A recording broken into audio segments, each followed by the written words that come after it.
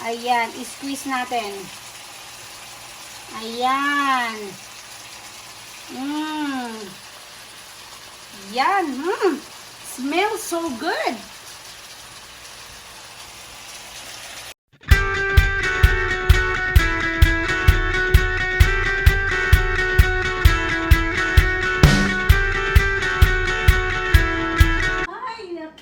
Model ang Oh, hello everyone! It's OmangVlog-gadag!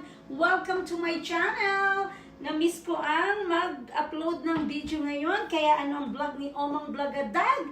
Ay magluluto si OmangVlog-gadag. What's the ulam for today? Pero bago ko sabihin ang lulutuin ko at mga ingredients ng ating Cooking 101 ay gusto ko munang mag-thank you sa outfit ko today. Oms, pakita mo ang outfit ni Mama. Ganun. So, thank you kay Chang Be. Regalo niya yan sa akin ng birthday ko at bet na bet ko siya kasi may paganyan pa. Sexy yan ang dating. But anyway, hey, gusto ko lang i-announce sa inyo na magkakaroon po muli ng Pamain Part 6 si OmangVlog-gadag. Mamimigay na naman siya ng iPhone at iPhone 8 Plus na naman. Pakita mo nga, Sam.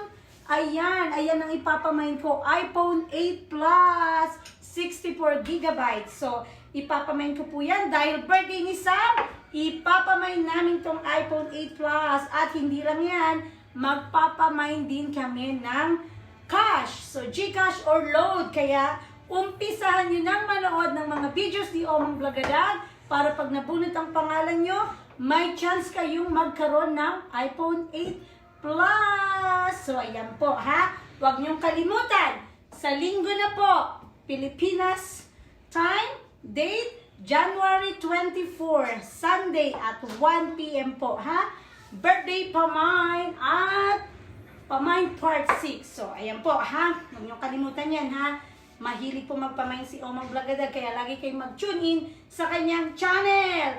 So, eto na ang aming lulutuin. Beef broccoli at saka pork steak. Dalawang ulam namin ngayon, ha? Simplihan lang, konti lang ang sahog para madali ang aking ingredients ng beef broccoli. Of course, broccoli, hey? Sibuyas, onion, or garlic o bawang. Of course, meron din tayo, pakita mo, oyster sauce. Oyster sauce ang ginagamit ko.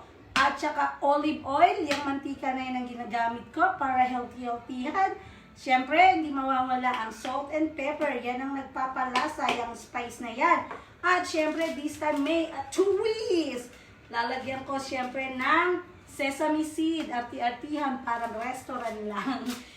Tsaka, of course, hindi mawawala ang beef na ingredients. Yan ang main ingredients. So, nga pala, minarinate ko na to. Yan ang sikreto para sumarap ang pagluluto. I-marinate ang meat. Minarinate ko ang beef sa lemon, at saka sa bawang, at saka sa toyo. Ayan, nilagyan kong a little bit of pepper and oyster sauce. Also, ano nga ba ang sahog? Diba dalawa ulam ko? Okay na tayo sa beef broccoli, pork steak. Siyempre, simplihan lang.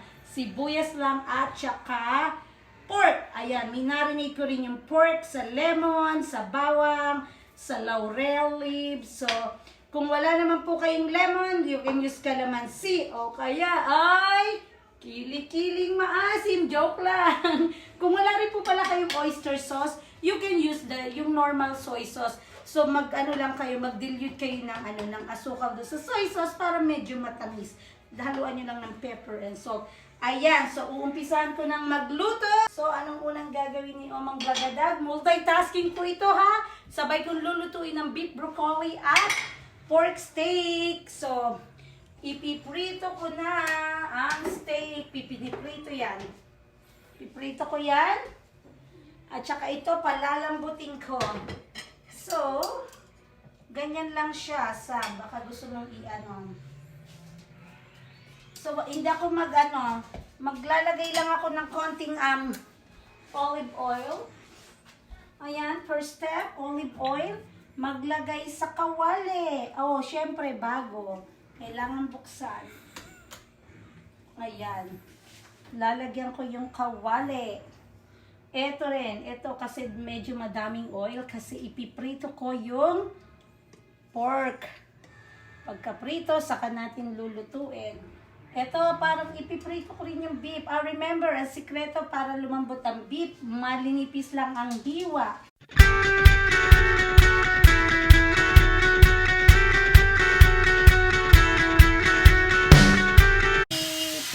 Ipapry ko yung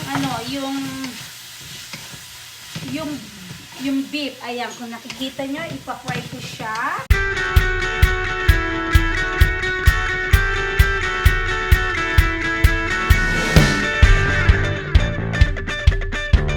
Ipiprito ko rin ang eto, nakikita nyo ba ang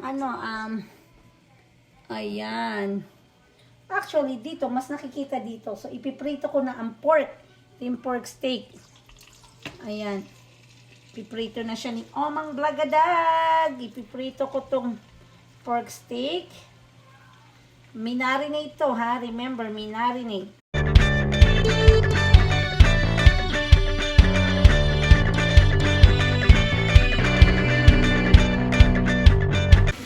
Ayan, check na natin ang beef. Natutuyo na siya. Ang pinipritong beef. Ngayon, mukhang okay na siya. Maglalagay ako ng konting mantika. Ayan. So, yan, konting mantika para igigisa ko yung bawang at sibuyas. Olive oil. Ayan, once na ma-fried na natin yung beef, ayan, na-fried na siya. Ilagay nyo lang siya sa gilid. Tapos mag-gisa tayo ng bawang. Ayan. Gisang bawang. Tapos sibuyas. Ayan. Igisa natin. So, igisa natin itong beef sa bawang and sibuyas. Ay, ayan, nagulog. Gumulog-gulog. Ayan, ha? Igisa po natin siya sa bawang at sibuyas ang beef. Ayan.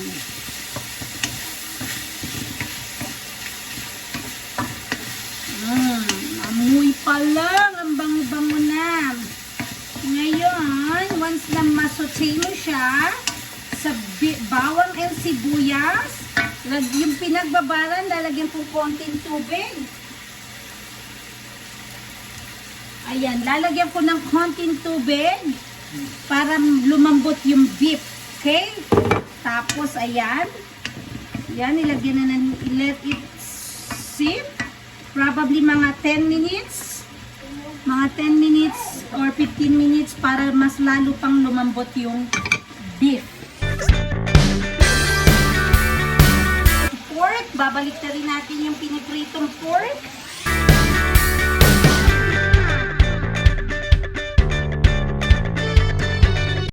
Ayan, ito na yung last batch ng pinipry nating pork. Iaahon ko na siya. Papatayin ko na yung kalan. Ahon na natin. Last batch siya. Tapos, ilulutuin na natin siya. At, i-check ko rin yung ginisa kong beef sa bawang at sibuyas. Mukhang malambot na rin siya. Ayan, mukhang malambot na. So, pwede na nating ilagay yung pork. Okay, I think pwede na natin, pwede na nating ilagay yung broccoli. So, ayan yung broccoli. Hinugasan ko na, huhugasan ko uli. 2 hugas para malinis. So, yan. Mukhang malambot na yung beef natin. Remember, ginisa ko siya sa bawang at sibuyas. Nilagyan kong ng tubig para lumambot yung beef. Ngayon, time to put the broccoli.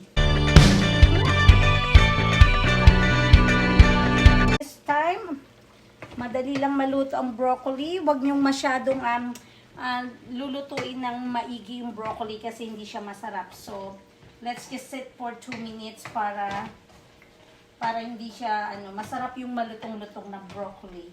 Ayan na siya. So, isit lang natin siya ng 2 minutes. Pero bago yan, syempre, lalagyan ko na ng paminta. Ayan.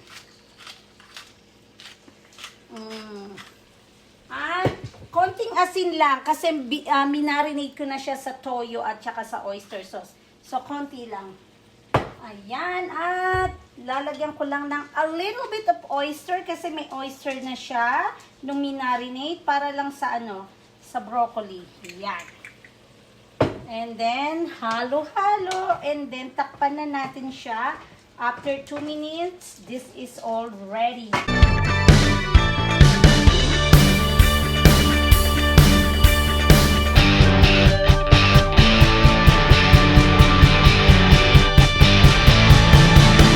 Isa lang ang ingredient, dalawa lang ang ingredients ng ng pork steak. So this is Filipino pork steak, sibuyas at pork. And then lalagyan ko lang siya ng paminta at oyster sauce. So remember, pag wala kayong oyster sauce, toyo laban na. Lagyan niyo lang i-dilute niyo lang siya sa asukal para medyo matamis. So magtitira ako ng konting sibuyas para ipang-topping natin sa pork. Yan, kasi masarap yan. Yan. So, magtitira ako ng konting sibuyas. Tapos, ito ang igigisa ko. Ayan. So, sa pagluluto ng pork steak, igigisa nyo lang yung piniritong pork sa sibuyas. Ayan.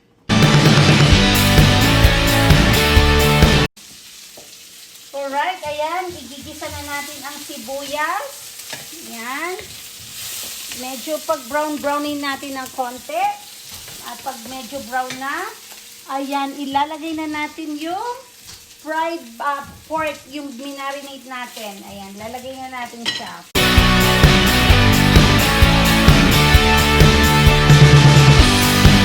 Lagyan ko ng tubig, konting tubig, para lumambot pang uli yung karne. And then let it sit for another 5 minutes. And then after 5 minutes, luto na siya. Takpan natin para madaling lumambot. Oh, by the way, nakalimutan ko, kailangan pala siyang lagyan ng lemon. Lemon. Ang pork steak natin ay lalagyan natin ng lemon. Huwag niyong kalimutan, ha? Kung wala kayong lemon, calamansi.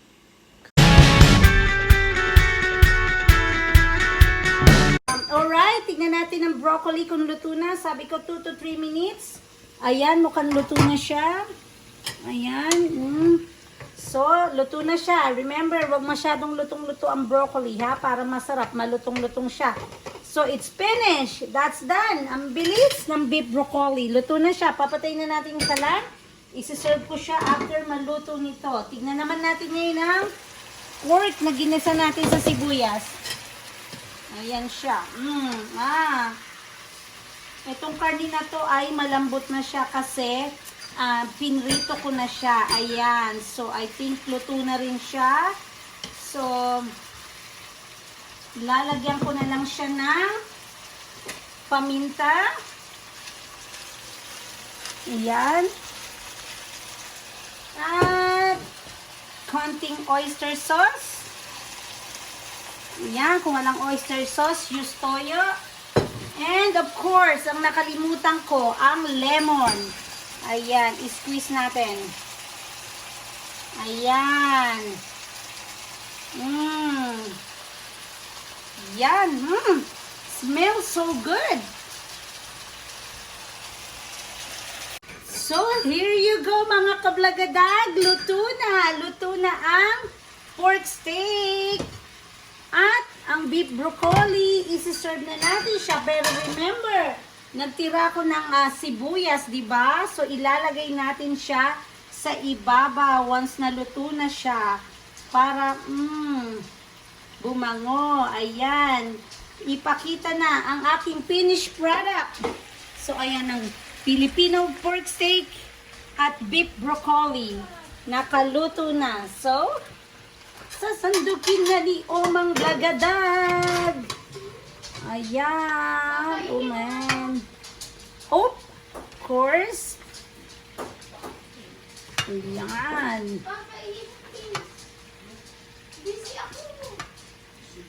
Okay.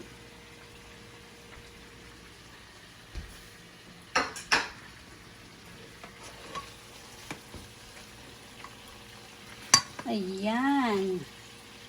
Tapos lalagyan natin ng sibuyas.